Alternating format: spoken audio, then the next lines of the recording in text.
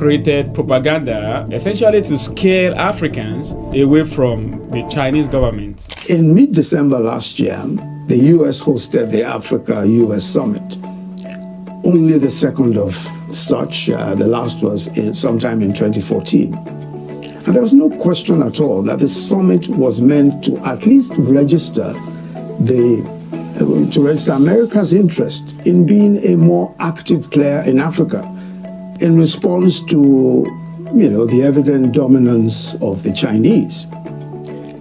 China is Africa's largest bilateral trading partner, and China does about $254 billion in trade in Africa. In 2021, it did about $254 billion US in trade. China is also the largest provider of foreign direct investment in Africa, supporting hundreds of thousands of African jobs.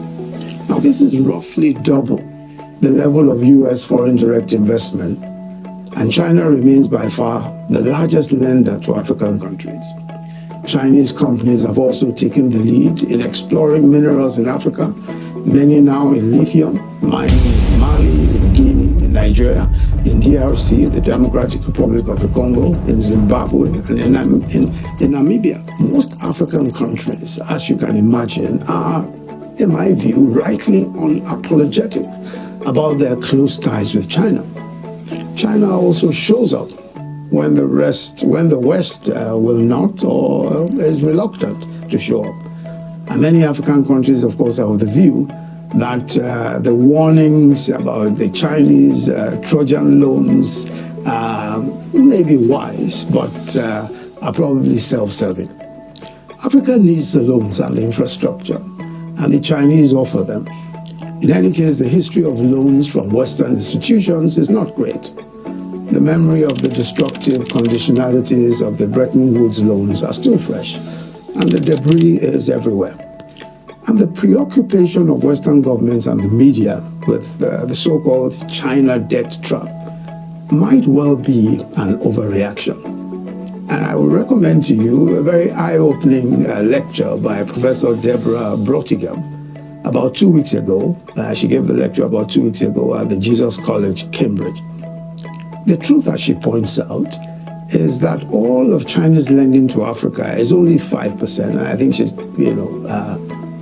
roughly accurate there, of all the outstanding public and publicly guaranteed debt in low and middle income countries, compared to 23% held by the World Bank and other multilaterals. Chinese lenders account for just 12% of Africa's private and public external debt. And the Chinese, as I've said, have always been there when the debt even cannot be paid. In early 2020, as COVID battered African economies and, of course, economies worldwide, China came together with other G20 members to launch the Debt Service Suspension Initiative, the DSSI as it was called. 73 low-income countries benefited from the suspension of principal and interest payments through the DSSI. Chinese banks provided 63% of the total debt relief, while it only owed 30% of the debt service payments that were due.